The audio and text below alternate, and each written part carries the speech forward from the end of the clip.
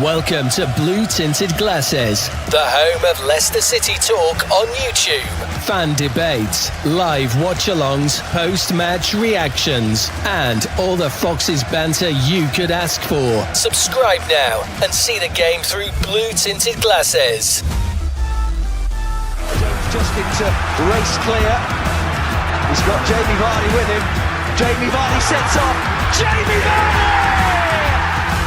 Pull back here for Fatawu. Oh, he scored! An absolute belter! That is trademark Abdul Fatawu. This one into the box. Nugent over the top. Oh, what a goal! David Nugent's just scored a beauty. He's made Forest look like fools. Premier League champions 2016. The amazing Leicester City.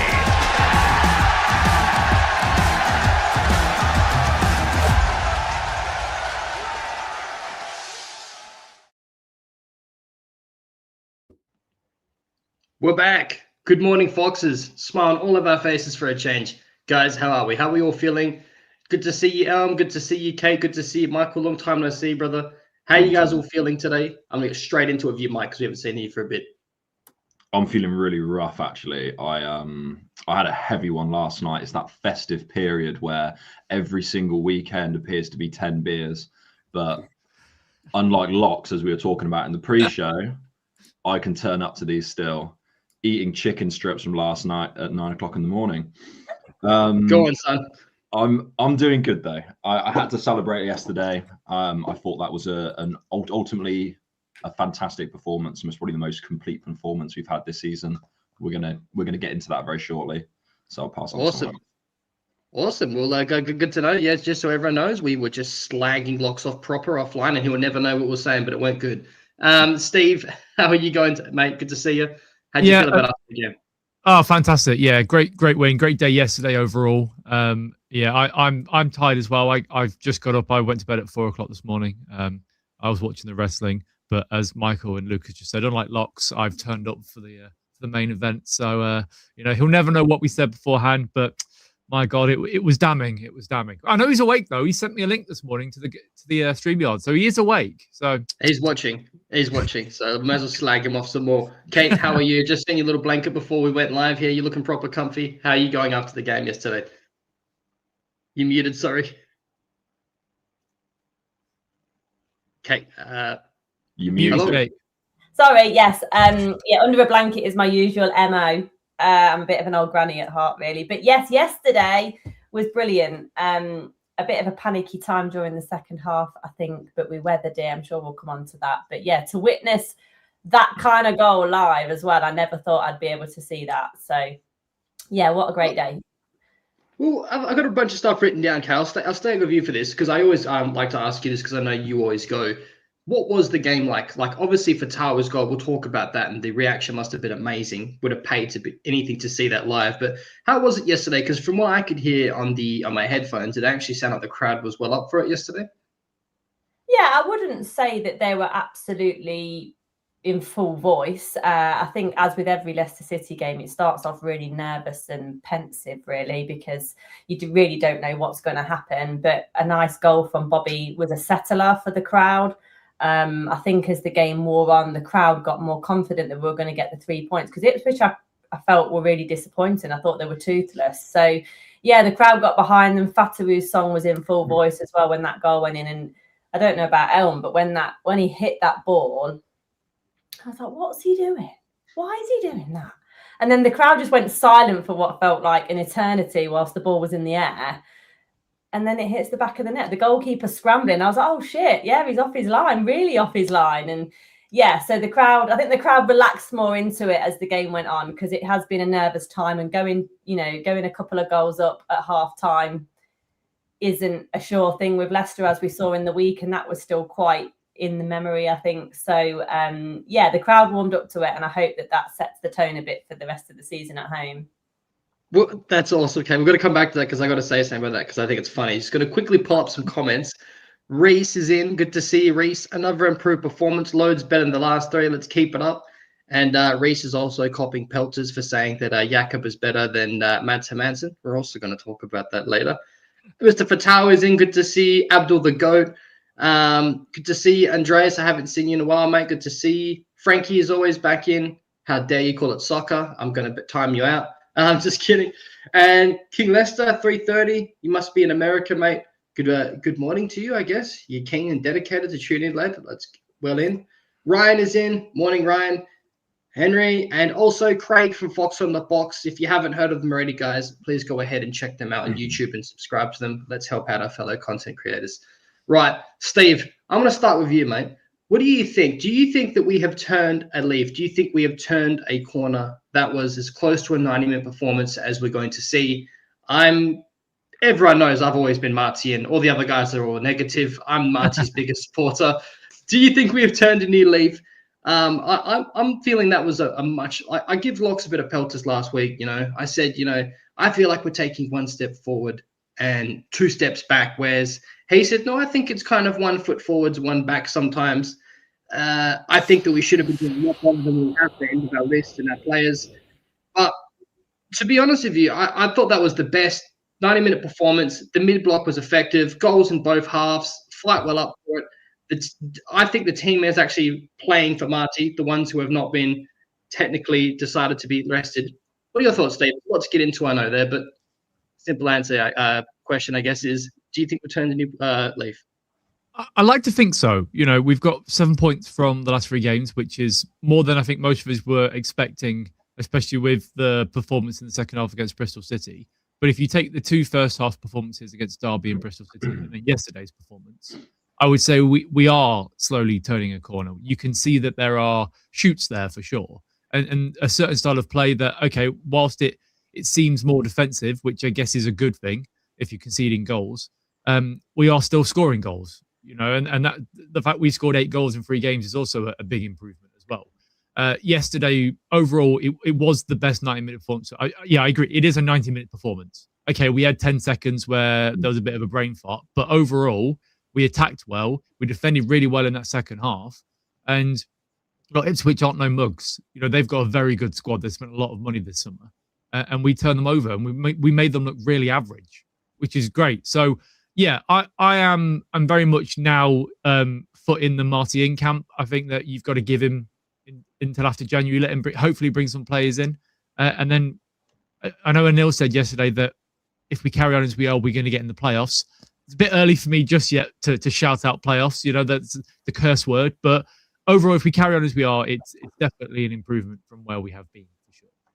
Massively. And what about you, Michael? How do you feel about everything? Because we've seen some dire 45 capitulations, and it's almost a gimmick, comical at this point that, is this our good or our bad half? It's kind of frustrating saying that every single watch along, but it's true. But kind of dispelled yesterday because, we faced, other than that goal that was a complete gift from Jakub, which we'll talk about later, we sustained, I reckon, about 5 to 10 minutes of pressure at least in that second half, and we didn't concede a goal. And we had our spells of our own where we came in strong later in the second half as well. So what do you reckon, Michael? How are you feeling about everything? Yeah, I mean, I'll come to the overall state of like Marty and Leicester in a minute, but I think it came when I least expected it. If I'm honest with you, I laid out my apologies to my family and friends. I was like, my afternoon's going to be ruined here because Ipswich are in great form and we are good for 45 minutes. I saw it only going one way. Obviously, the limelight's going to be put on Fatawu because the goal was fantastic, and Bobby Decordova-Reed for his, which I don't want to just gloss over that. That was also a really beautiful goal. But for me, it was the intensity all over the pitch, which was huge.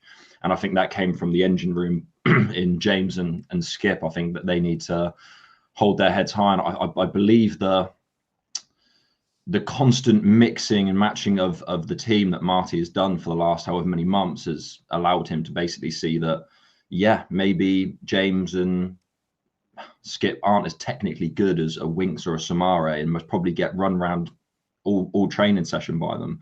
But when it comes to actual 90 minutes on the pitch, they are invaluable. They are huge to us. I was Marty out at the end of the last game. If I'm honest with you, I thought he had run his race. I wasn't seeing it on the pitch. I thought the players had sort of chucked it in for him, but I think that Ipswich performance has made me go back on that. And I would say I'm back in the camp. but I could flip flop very easily. You know, there's not in the next 5. I think there's Sheffield United coming up, and I believe Coventry as well. So if we, you know, those would be tough matches. If we lose a couple others, I can see it all turning very toxic again.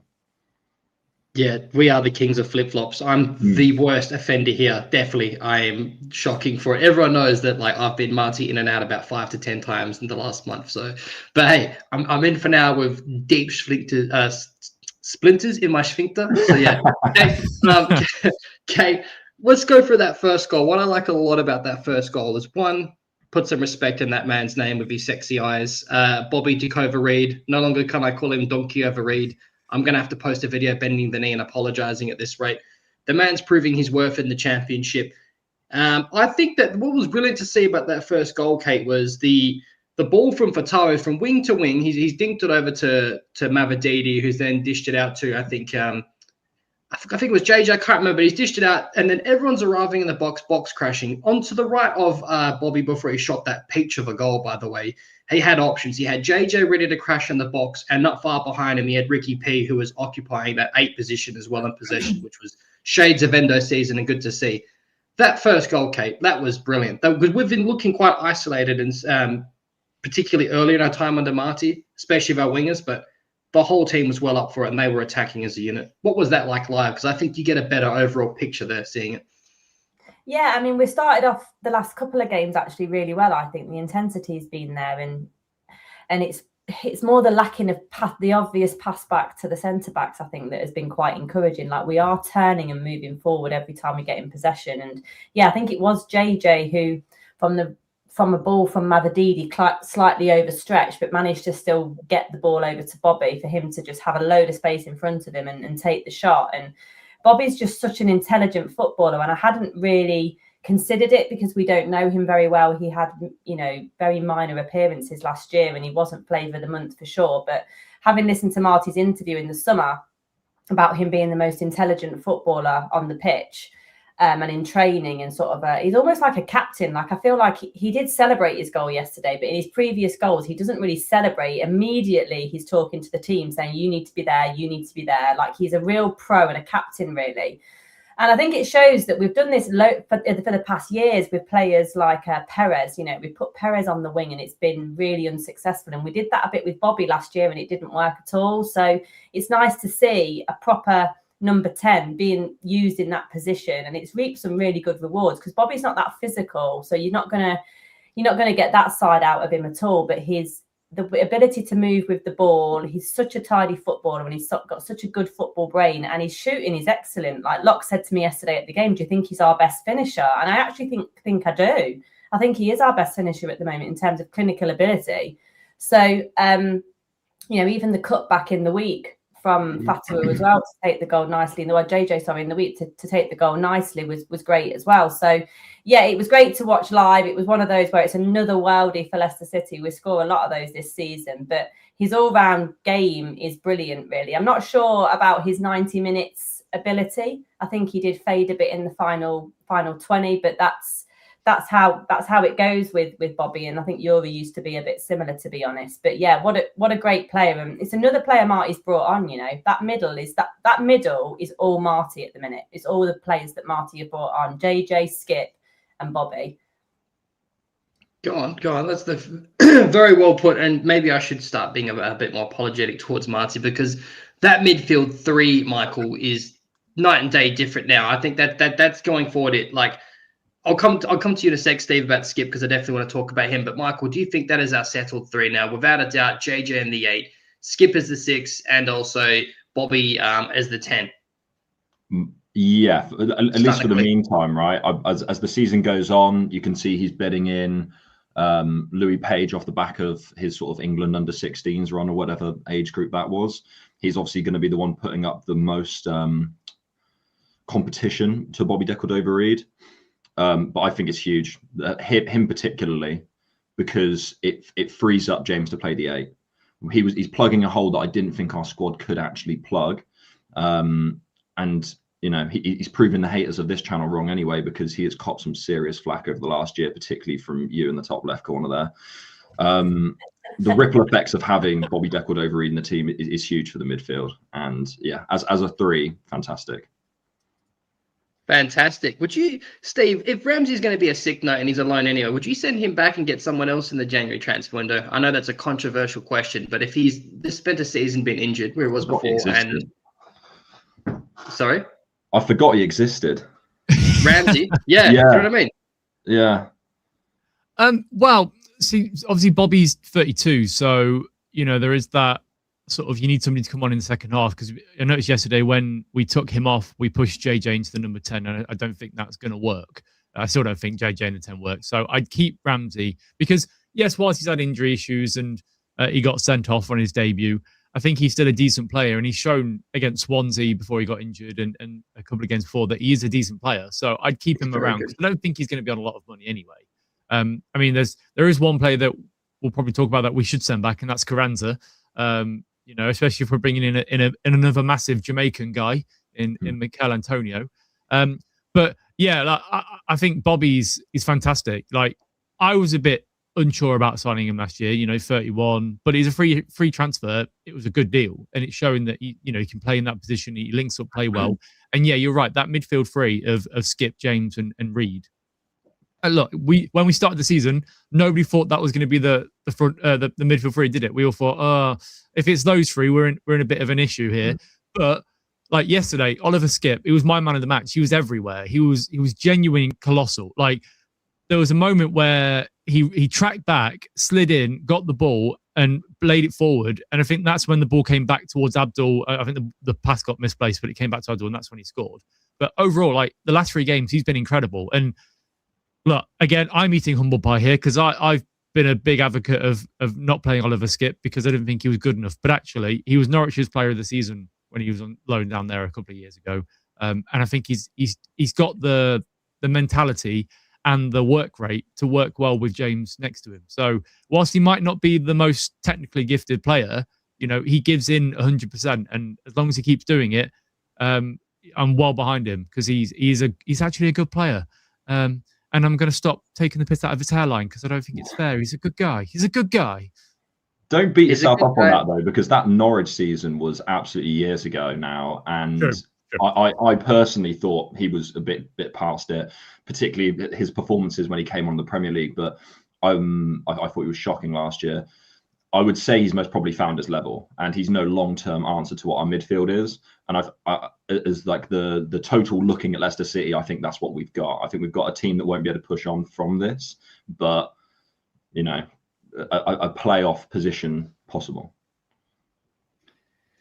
I think it's very possible, Michael. Kate, I think Skip he's been brilliant just to see him just getting better each week and week out. The confidence is growing. Like you mentioned as well, like early even of Bobby Decordova-Reed, like as soon as he scored that goal, you see him shouting out orders, he's getting vocal. You can see the confidence growing in him as well. But as for Skip, I think he's actually a little bit technically better than we give him credit for. There was a lot of brilliant through balls that Skip played, particularly at least a couple of them to Jordan, Uncle Ayew. And unfortunately, in his 50-50s, he's pace, usually he doesn't get the better of his opposition. They usually beat him with those 3 balls to run onto. But I think Skip's actually not been too bad on the ball, Kate. He's been winning in challenges. He's been getting stuck in tackles. His ball's not been that bad. I think he's getting better every time I see him. That's like 5 good games in a row he's played. Yeah, I think so. And I can't remember, was it a couple of games ago, he made the turning diagonal pass to Fatawu that led to the goal. Yes. Against, I can't remember who it was against now. But yeah, I don't know whether it's also one that with Marty being able to get hold of the team a little bit more now, like it does take some months sometimes, and you've got to get your right pieces on the chessboard. And I think that's what Marty's started to do. Like, if you'd have told me that Winks would have been the least preferred option and Skip would have been the one starting back in September, I just wouldn't have had it. Like, regardless of Winks' attitude problem, I just wouldn't have had it. I'd be thinking, well, you've just got to play him. But is he the one that's been holding him back? Is he the one that's been making Skippy feel undervalued? Because I turn up every week, mate. I do what you ask me to do, and you still play this guy who's a bit of a fox in the hen house. Like, well, how does that make me feel? And when you come on, you feel a bit part, or you feel like second choice every single time. But now Marty's starting to say, well, you've shown me what you're made of, and I've got confidence in you, and I'm willing to take a punt. And he's repaying him, really. He has such a good attitude. And you think of all the stick that we've given him about the price tag, about his ability, and he's just carried on. He's just stuck at it. He's worked hard. He's very shy. You can tell how he is in front of camera as well. So he's not like one of these personalities in football that perhaps has a thick skin. Like, he's probably been quite impacted by his first year at Leicester because there's been so much change and volatility as well. And yeah, it's great to see him come on. And I thought yesterday, I think it was like 89 minutes or something, he ran and made a tackle. And you'd have thought he was a sub that came on 10 minutes prior. Like, the engine on the guy is absolutely awesome. It reminds me of Albrighton, really. Just can keep going and keep going. So yeah, it's great to see. And it's a team game though, isn't it? If your confidence is high as a team, you tend to get the best out of your individual players. And hopefully that can continue, really. There's still the errors in there, which we'll talk about. And we're still kind of always a bit, oh my God, they're attacking. Oh my God, we can concede at any moment. But I'm just pleased that we've been able to prove people wrong without Harry Winks and Fass on the pitch, which is kind of part of my big issues with Leicester the last year or so. So yeah, it's been good to see. I never thought about it before, but it must be demoralising if you're Skip to play alongside one of Soumaré or Winks, particularly when you're like, I'm doing all of this running for you, and you are not tracking back at all. And I think maybe that partnership that he's linked up with James, where they both can rely on each other and be dependent on each other, and know that the other one's got each other's back, it must be huge. They both work so hard. Partnership. Yeah, they both work so hard. Michael, I had exactly the same thought yesterday walking back. I was thinking maybe Skip wasn't the issue. Maybe it was the other partner he was with, because Soumaré doesn't do the running, Winks doesn't do the running, but JJ is hardworking as well. Having those two hardworking midfielders works really well. But yeah, exactly. Yeah, I've had the same thought as well. Crazy. That's a really good point that you pointed out, Michael. That definitely it's clicked between them. JJ's instrumental of been at a, obviously classic box-to-box midfielder, helps track back in defense, helps string play together, has the progressive ball carrying ability in him. I think you're spot on with that. I was going to talk about the Abdul goal. We'll talk about that again later. May as well just get into it. There's a lot of comments in here. A lot of people mentioning that there was no phase and Winks. Again, guys, I think we've seen the last of them. I do not think we're going to see them play again. I think they've been totally unprofessional. I think it's been disgusting. Phase clapping his ears. One, I kind of understand that if I was without Phase, I think I'd be a little shitty as well if I was getting booed. But I don't think I would cut my ears to the fucking fans. I would walk over after scoring and bow or something and try and get them back on side, not be a smart ass fuck.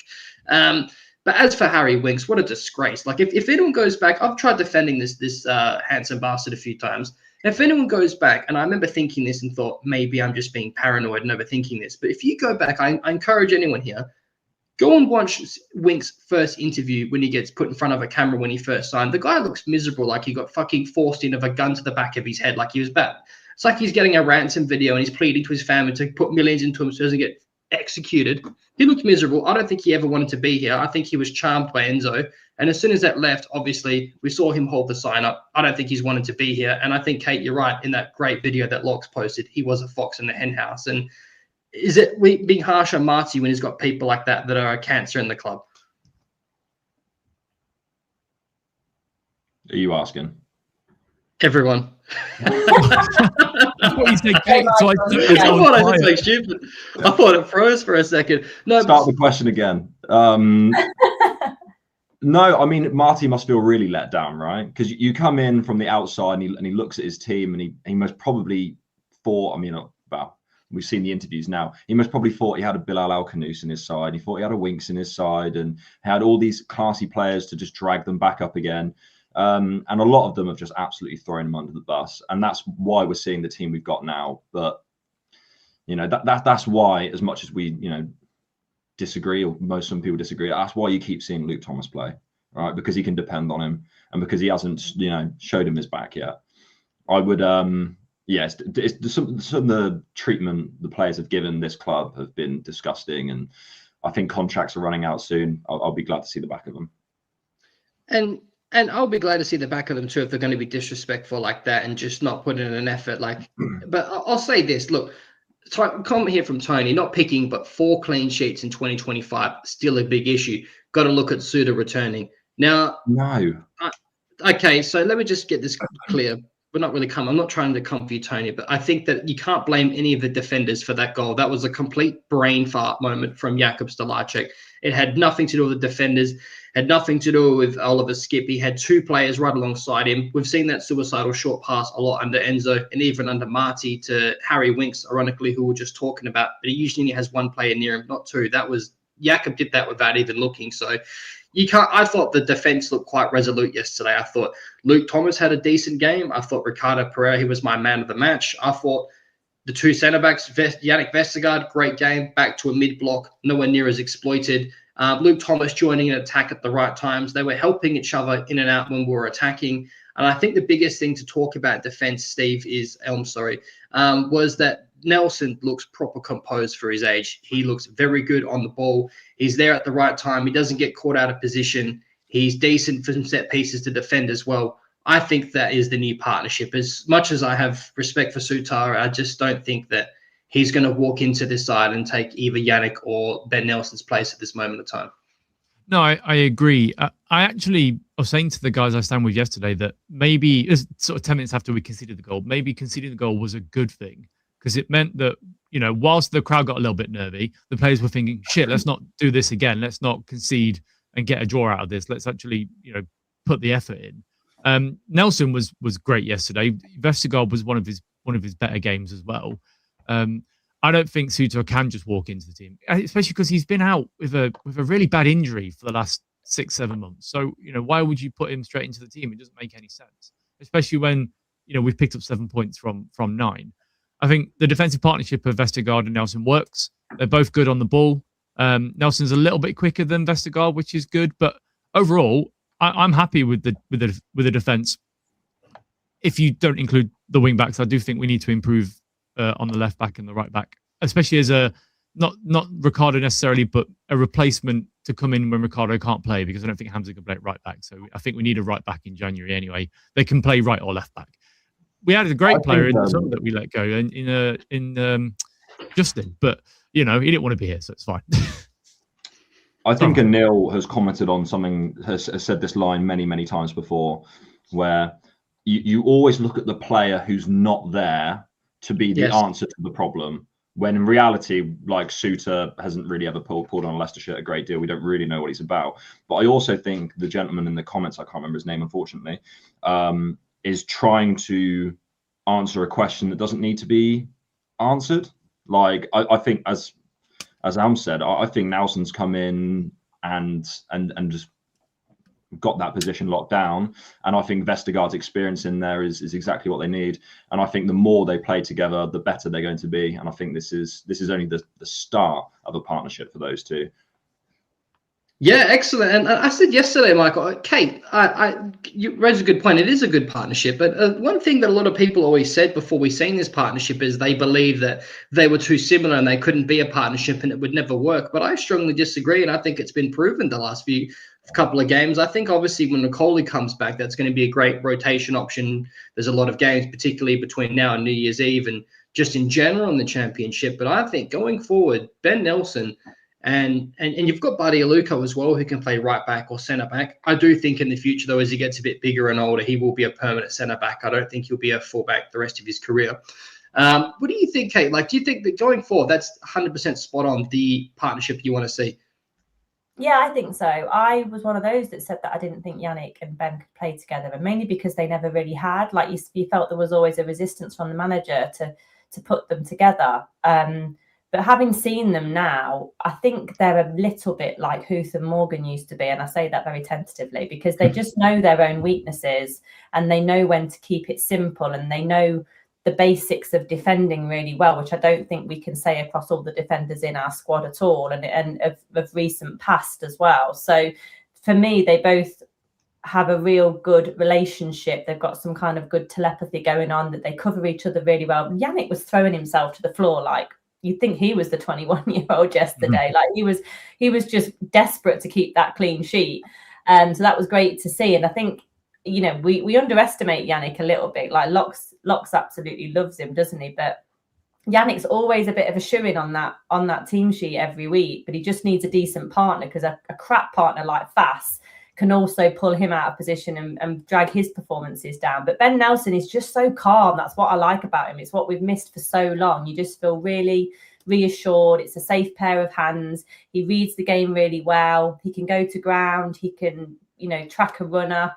And I think Ricky P feels better with that as well. I think Ricky P's performances have been better because he's not thinking, shit, what's Fast going to do? Yeah. So keep an eye on Fast. Like Ricky P can focus on his own game because he knows Nelson is okay. So it's helped. I think it's just helped genuinely with the play. And also, Marty said to them, be more front-footed. So we're seeing way less passing across the back line that we used to see, which is exactly what you want to do. And Yannick's passing is still great. Like some of the passes he played yesterday, like through the eye of a needle, really, you didn't even see they were on, and he'd pick the guy out. So, Ben's done great. And I'm so glad he's got his chance finally, because we've been begging for him for months. Then he got the injury really badly at Norwich, and I did wonder if he'd be back pre-Christmas. But he's just shown exactly why it was worth waiting for, I think. And that's about it, isn't it, with youth? You've got to play them at the right time. And now he's got the Oxford experience under his belt as well. It's starting to tell, really. So, you're going to talk about this Wonder goal then? Well, we're going to talk about this Wonder goal. All right, we'll talk about the Wonder goal, and then I'll come back to you with that question, Kate. Just quickly, there's a comment here that just Mr. Fox favourite, speaking of telepathy from Kate, is in the same opinion. Nelson has composure, and it probably makes Vesti play better, as he knows well Nelson won't go running off like a headless chicken that FaZe has a habit of doing. FaZe is 25% fucking Belgian brain rot bozo, complete scumbag. He's probably never going to play for us again. Thank you. Get a haircut and sort your life out. Okay, tell us how you really feel, Luke. Okay, this second goal was pure sex. It will come to you, Michael. Tell us all about how you spunked yourself before you went out drinking last night, seeing that Meg and then that goal. Because Kate mentioned that keeper. He got caught well off his line. I definitely think he shafted a little bit on the way back. He was playing the rest of that game with poopy jocks. We all know it. Michael, tell us what you think about that goal. Well, I heard Kate talk about it from the grounds perspective, but as someone who was only watching it on TV, obviously just watched it go and pick up snow from the sky, and I had no idea where the goalkeeper was, and I thought this was another typical Fatawu being greedy, and I might be a bit harsh on him, but I mean, he has got a tendency to be a bit brash with his shooting anyway. But the technique on that goal is a thing of dreams, really. It's about 70 yards, I believe how far it was out. It was honestly amazing. Me and my partner, who isn't a football fan at all, she was on her knees watching that. It was amazing. Hello. Sorry, no, that was a bit after the game. No, the general consensus though is that we're going to come on here and wax lyrical about what is going to be a Puskas contender. Can you come back to me after you spoke to everyone where they wax lyrical, please? I'm going to be honest quickly before anyone answers that. I don't know what that even means. Can someone please explain to me? That just right over my head. In the last year. Sorry? It's the best goal in the world in the last year, the Puskas Award. What the fuck does wax lyrical mean? Yeah, what does that even mean? Oh, okay, right. So it just means like really good, like just talk about something in like at the highest level. Rave about it, basically. Thank you, rave about it. I want to wax lyrical your mustache. I think that goal. I think I said it right. I think that goal was quality. I nearly spunked myself, and same as you, Michael. As soon as my wife woke up this morning, there was 3 ginger beers. I cracked at like 1 a.m. I was like, you have to see this goal. It will explain things to you. And even she thought it was amazing as well, which I thought was brilliant. And she's not a big football fan either, but even she thought that was belter. I think everyone can appreciate that goal, and that's one that we'll never forget that goal. And I love Fatawu. And you see the team get around him. The morale's there. That thing is massive. Not only Marty, but just the whole energy around the club in itself. Even the third goal from Elm from IU, brilliant assist to be pointed out from Ricky P. Ricky P was instrumental yesterday, in my opinion. Honestly, I think that was. I'm still spunking right now over that goal. Yeah. So it's funny how we all showed our partners, because I showed my wife and she did the Alan Partridge sort of thing, because she didn't get football at all. But even she was like, "Oh, that's fair enough. Yeah, it's good." So I have a completely different view to all of you, because I was right behind it. So I saw him make the player, and I was thinking, "Oh, here we go." And then I saw him shoot, and I was thinking, "Why are you doing that, mate? You know, you tried it at Swansea, it hit the bar. It's not going to go in." And when you said earlier about it taking so long to get there, I thought the keeper had got it at one point, and then I was like, "Oh no, it's over him. He's panicking." And then it just hit the roof of the net. So I'm surrounded by, there's 2 guys next to me. One's 67, one's 71. The other side, there's one that's 62, and then his friend's like mid-70s. And it was a pile-on. Like, we all just went crazy. I smacked my knee on the post in front of me because I'm in safe standing.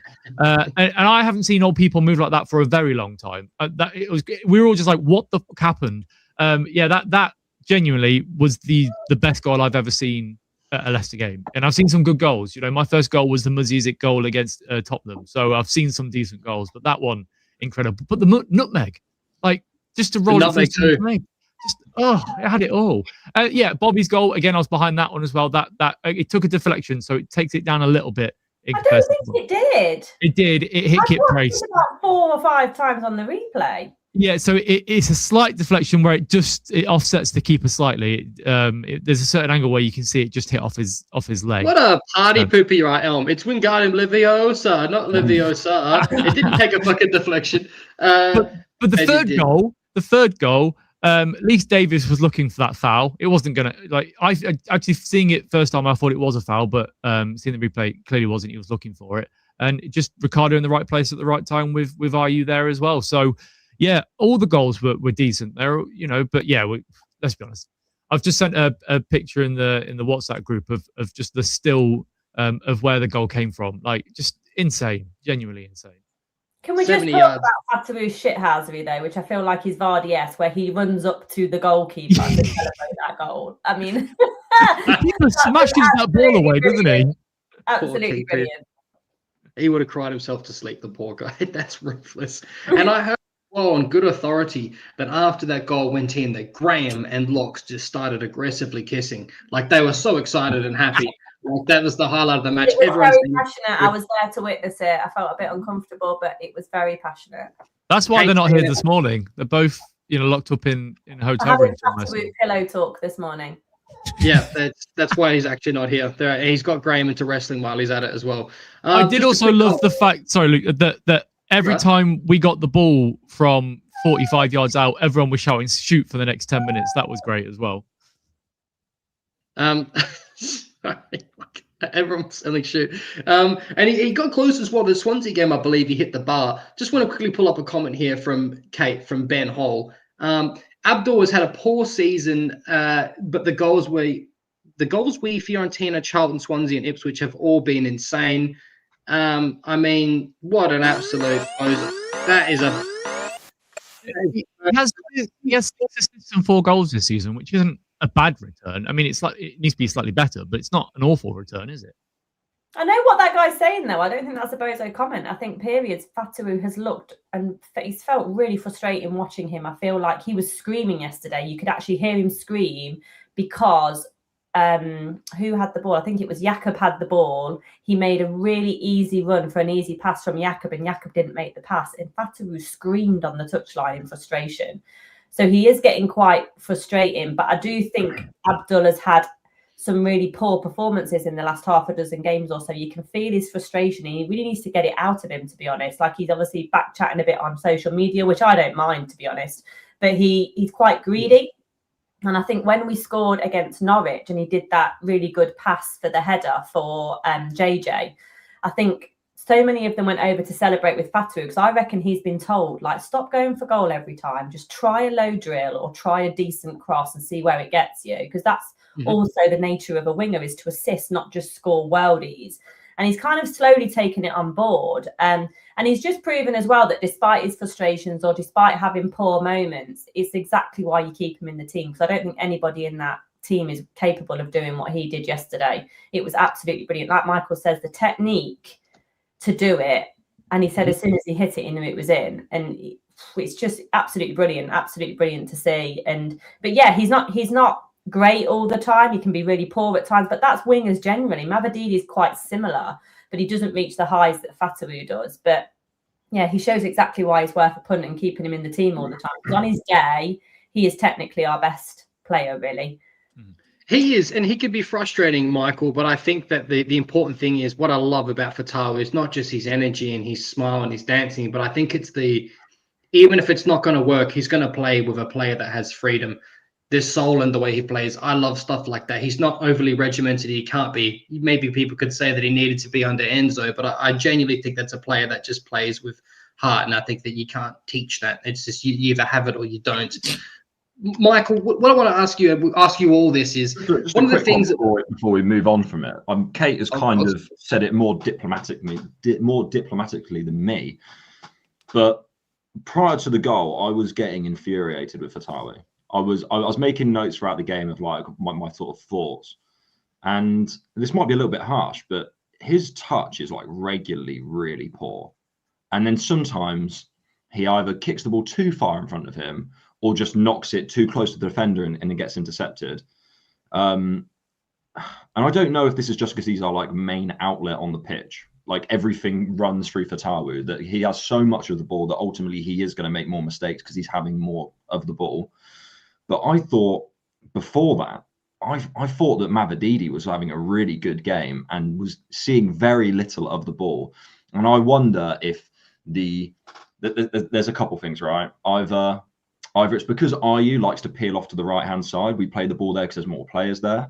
But I think the ball needs to go down both wings more often because Mavididi is starting to find a bit of form. He's looking a lot more comfortable on the ball. And I think the goal was amazing. And obviously he was like quite key to the third goal as well. But I would say for large portions of the match, I don't think that was Fatawu's best game. I understand what you guys are saying. I think he can be frustrating, but I think Locke's really hit the nail on the head. People only think he's had a bad season because our expectations of him are so high. He's not been amazing, but he's definitely not had a bad season. And we've got a lot left of football to play. I think as well, Mike. Yes. Yeah, exactly. And I think I pointed that out yesterday with Steffi Mavididi. You can see that his confidence is growing again. I think that cornrows are giving him some of his aura back. I think that he didn't see a lot of the ball, and I think that's why Thomas didn't have too much to do that game. We really went down the right-hand side for that game. We've done that before as well quite heavily, but I think that he still linked up play well. He's taking on his man again. He had one half-decent shot. I still think Mavididi had a good game, and I'm glad that he's starting to get back to his form that we seen the last time we were in the championship. Another thought on that is possibly like our big outlet is Fatawu's. I'm sure Ipswich's big outlet is Jaden Philogene. They both play on that side of the pitch. So ultimately, yeah, we're going to look at the game and go Fatawu and Ricardo were like instrumental because, 45%, like 60% of the balls on that side of the pitch. Oh, 100%. Ricardo was my man of the match. I think he did a lot on and off the ball. He joined the attack at the right times. He defended. He was vocal. He organised his team. One of the criticisms that I had for Marti Cifuentes, which I think is not unreasonable, was at the start of the season he was, penned as someone that was going to integrate the youth. You did see that with Monga before he got dropped and then injured.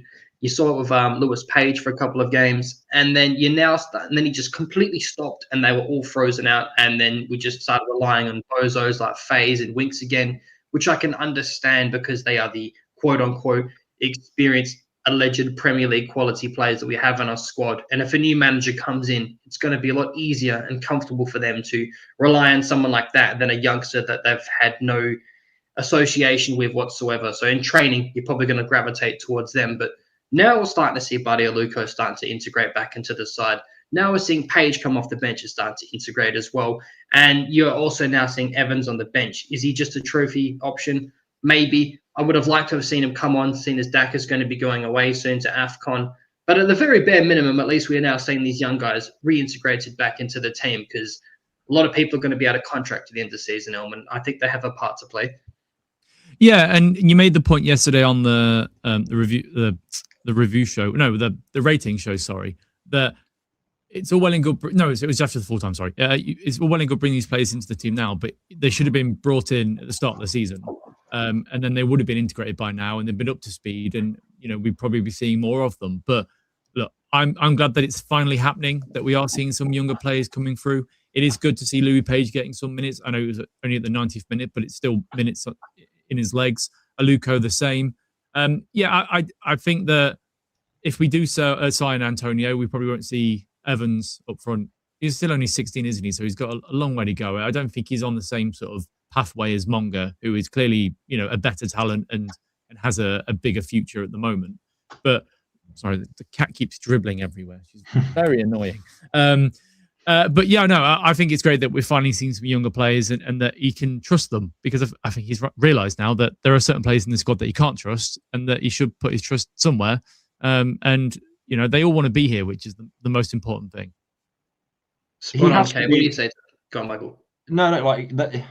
He had to come in there and not look at what other managers had done and say to these players, you know, prove to me that you are worthy of being here. So ultimately, you start with Faes because he's a Belgian international, and you start with Winks because he's capped with England. And in those opening games, you play Al Khanous despite him saying he doesn't want to be there. And then eventually, he's worked his way through. He's worked his way through the squad, and he's now left with what he's left with. I think it just goes to show how thin our squad is, that we are having to have so many youngsters on the bench. And I know that in some cases it was due to England under-19s championships or whatever, that why some players weren't there. But now all that's over with, I see no reason why these players won't be getting, you know, 30 minutes here and there. And as you said, Luke, just to reiterate, just to say again, we are going to rely on them in those later games for sure. Yeah, 100%, mate, because these games come thick and fast, mate. Do you think, I'll stay with you quickly for this before I go to UK. Do you think this is harsh, Michael? Don't get this loving from Marty of Silko Thomas, because we're seeing him get integrated probably the most out of these youngsters in the last 2 to 3 games. If I'm honest with you, I haven't seen a great deal from him. I don't think he's done a great deal on the pitch. Like, is my personal opinion. I believe the hype around him off the pitch is rather large. But, you know, it's very hard to get to understand a playoff for 20 minutes, particularly when you get chucked into a game where your backs are up against the wall like they have been, not so much against Ipswich, but in the previous 2. You know, they're coming onto a game where the other side is just all over us. So it's very hard to show your true skill at that point, for sure. Yeah, that's fair. Do you think that's harsh, Kate? Do you think, like, I thought he brought a lot of energy when he came on. Sometimes his ball quality leaves a lot to be desired. But I think that if he were to, let's say, score a goal and his confidence all of a sudden soars and maybe he earns a start, maybe we can see some, you know, continuity in terms of development for the young lad.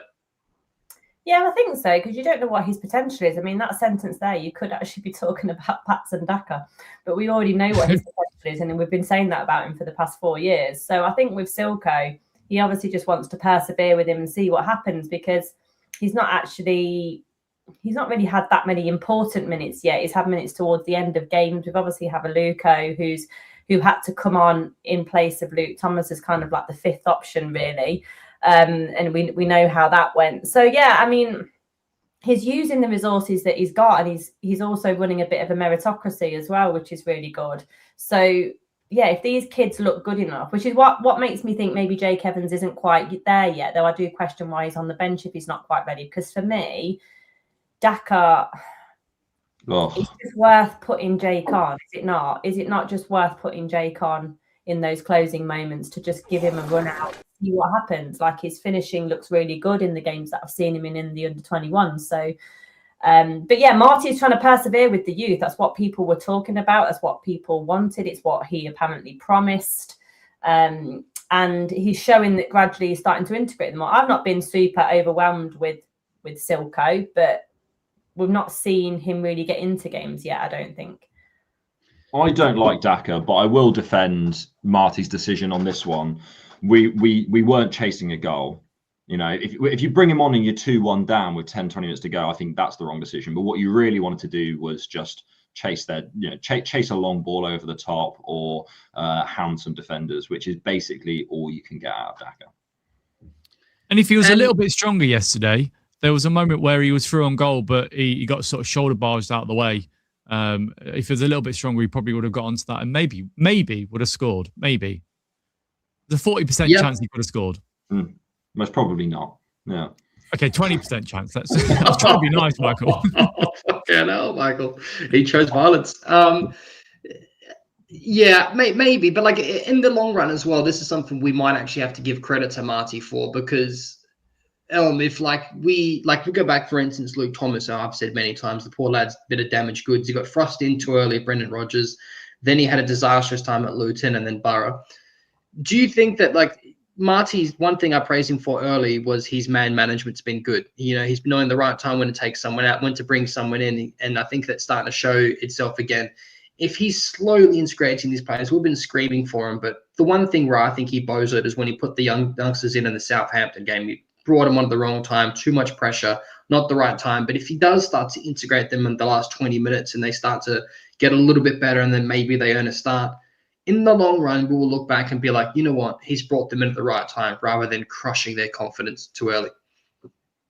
Yeah, no, 100%. I was saying that, you probably could have brought them on against Derby. I don't know how many came on against Derby, but Locks was saying yesterday that no, that probably wasn't the best environment to bring them on to, because they're chasing, they're winning, but they're defending a lead. But I think that any experience they get from this season is going to be a positive. No matter if we get battered, they're going to learn something from it, and if we dominate a game, they're going to learn something from it. So I don't think it actually matters what games they play. Okay, it'd be easier if we're comfortable and we're controlling the game for sure. But I just think at times a lot of us are saying that this season is a bit of a write-off anyway. I'm not sure how true that is now with where we are, but like if the club say it's a write-off, which I don't think it does, but if they do, then chuck them in, let them play, because next year, if we're still in the Championship, they'll be ready. They'll be a year stronger, and they can help push the club forward. So, and they're the sellable assets in the next 4, 5, 6 years. These players like Louis Page and not so much Selko Thomas, because I think he's quite older than a lot of them, isn't he? But these players, that they are sellable. And as much as I hate saying that, because that shouldn't be the way you look at players, should it? You shouldn't be like, well, these are the players that we're going to get 10, 15 million pounds for. It should be, these are players that are going to push us into the Premier League and give us the best future possible. But yeah, I'm glad that Marty's management is getting better, and he's putting in these players more and more. But then the squad is quite. He said at the beginning of the season it's quite a big squad, but it doesn't look like a big squad now, does it? Let's be honest. We seem to be down to half the team. Now he's crossed off enough players. It is quite a thin squad, yeah. So the reality of it is we have like 5 centre mids. It's just two of them don't want to be there. So what's the point of playing them? So yes. So Michael, I'll stick with you with this, mate. This is my last question before we wrap this up, guys. Now that we've seen a step in the right direction, you can see it starting to click. Whether it's too late or too soon, I think it's too late. But it should have been sooner. But look, it doesn't matter. It's better late than never. It is look like a good foot in the right direction for this club under Marty. Do you now trust him going forward if we were to bring someone in? Are you Marty in, and do you now trust him to back him in January, potentially of getting some of these players in positions that we need? Because you just said the squad looks a lot thinner and smaller than it does, and there is a lot of players out of contract. Elm's also right as well to point out that we need to start playing these youth with these players going out of contract. What's the point of paying people that don't want to be here and are not going to be here next season unless they're setting the game alight? So do you trust this man in January, Michael? Do you want to see him bring players in? If you're looking for a strong opinion, you've come to the wrong bloke. I'm so weak on this opinion because, as I sort of alluded to at the start of this, every single week my opinion changes. I don't think we're actually in a position to make signings anyway from a financial perspective, and the players who are running out of contract, no one really wants them anyway, so we're not going to get money for them, so there's not money coming in from that direction. So if the question is, do I think he's going to get backed in January, I think the answer is no. From a financial perspective, as him going forward as a manager for Leicester City, my opinion has always been whoever is in the dugout, I'm going to back them to hills. Whoever it was, I did. Cooper, Rude, continues. But do I actually think this is the man who's going to take Leicester forward in 3, 4, 5 years' time? I would be really surprised if Marty is still there in that period of time. Really? Okay. Interesting. What are your thoughts, Kate? I think 3, 4, 5 years is just an eternity in football. We're probably going to be through 5 managers by that point. Football's so short term, it's really difficult to figure out how to plan and whether a manager is suitable, because in 5 years' time, who knows what the squad will look like? It probably will be completely unrecognisable. So for the here and now, I really like Marty. I've liked what he's about since day one. I think culturally is a really good fit. And I think he's been able to wipe the slate clean respectfully, give everyone a chance respectfully, and then say, mate, I'm just not having you respectfully. I think he's just done it all. And you're going to get bad eggs like Harry Winks has proven troublesome, which is really disappointing for me, because I think I've said on a previous stream, like, how can you not have any connection with this club after that season with Enzo, where we chanted your name every single week? How do you not have any affinity to us? I think it's really disheartening. So Marty's had to deal with some really emotive topics in that dressing room. You've still got players probably thinking about Jamie Vardy leaving. You've got fans asking the questions about recruitment and PSR and just feeling quite negative towards the club. He's had a lot going on. He's walked into a bit of a fire at Leicester City, and I think he's coped with it brilliantly. And it's not easy. The modern footballer has so much power. You've got, like Michael said, you look on paper and it's a decent enough squad with some gems in there, but straight away you realise that Winks is an idiot and Bilal El-Khanous doesn't want to play for you, despite what your ideas are, and just give me a year. So I think Marty's conducted himself really well, and we're starting to see things turn. And I've said again, a lot of this for me is down to the players. The players don't listen. The players don't execute. The players give up. And I feel like a lot of the poor performances have been on the players, not on the manager, because you change the manager and you've still got the same people on the pitch. So I agree with Michael. I don't think he's going to get money in January. I'd love to be able to see us get rid of Winks in January and potentially use that money to tie JJ down to a permanent. That's the only thing I could wish for on my January list, to be honest.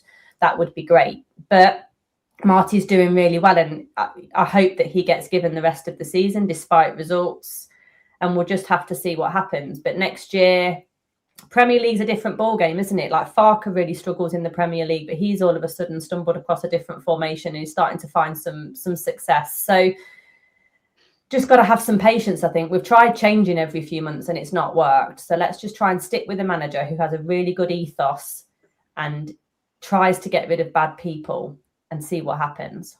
I guess a bigger question is, what does Marty have to achieve this season to maintain like job security, right?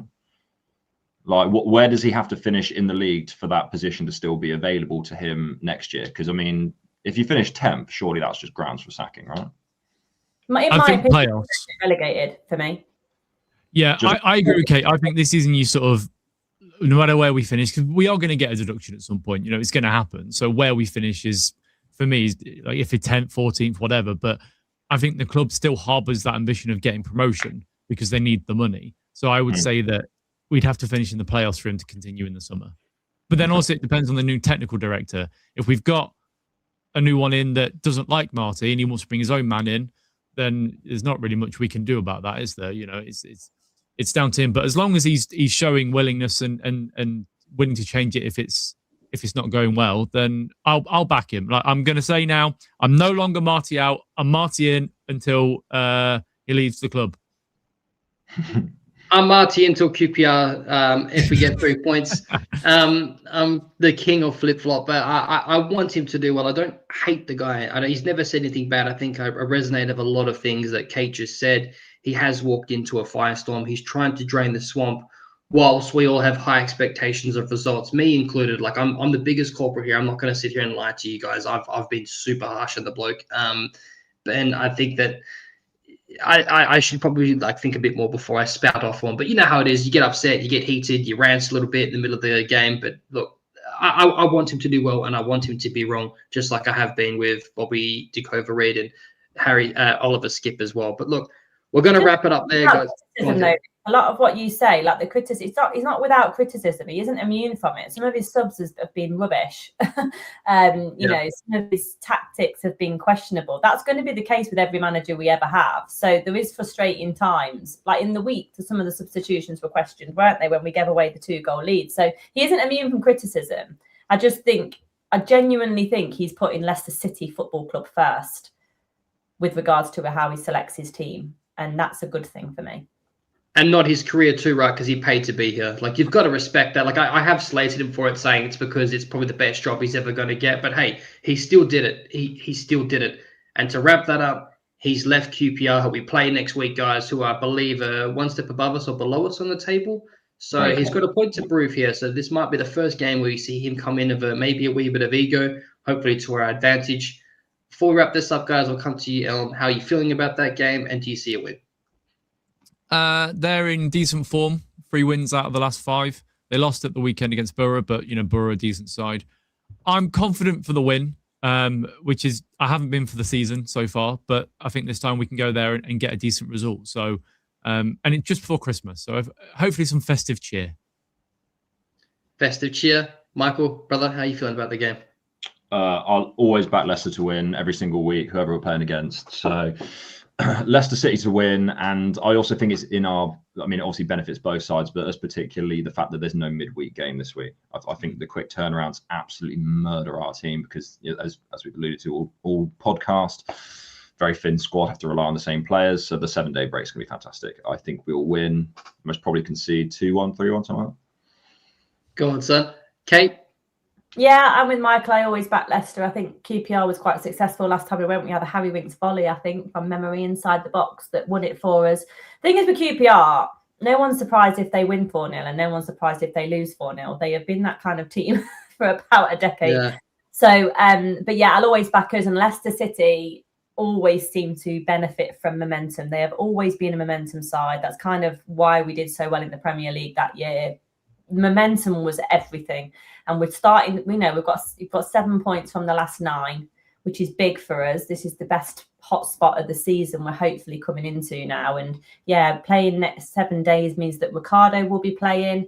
And yeah, they're starting to taste a bit of success from their hard work, and it shows what happens when they put the efforts in for 90 minutes. You do get the results. So yeah, I'm going to go for 3-1. I think.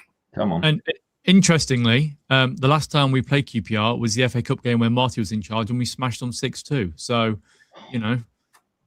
some demons for him. It's a tough ground because I don't know if you guys have been, but it's so close to the fans. Like you are a couple of feet from the touchline, those boards, they're really on top of you. And I loved it because you get so close to them. It's great. You can have a chat with the keeper, like you are that close to him. So that's also something to bear, especially with the youngsters coming on. It might be a bit of an intimidating atmosphere when you're that close to the fans because it's not something you're used to. But I'm sure the likes of Vestergaard will protect them. 100%. Well, I hope so. And he's really grown into a bit of a leader for Yannick. He's grown on me big time, me and Locks. Just, guys, I got to wrap this up. I got to go pick up a chippy. Thank you all for joining. I appreciate it. Good to see you, Kate. Good to see you, Elm. Good to see you, Cat, as well. I love kitties. And also, Michael, I'm glad you joined me. Your moustache is looking sexy, wax lyrical. I don't know what to say. Just quickly, King Leicester, not going to talk about, I've seen your comments, mate. Don't worry. Not going to talk about which goalkeeper sucks more, Jakob or Mads. Listen, mate.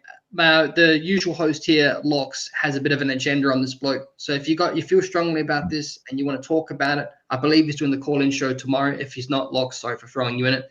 Call in, mate. Join in the call-in show and ask Locks to talk about it with him yourself.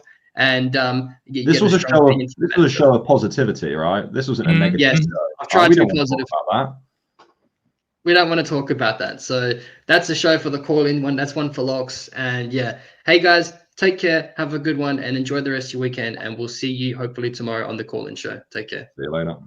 No more 200 grand, but our new sponsors, The Beautiful Frame, have smashed it with this Jamie Vardy piece. It's unreal.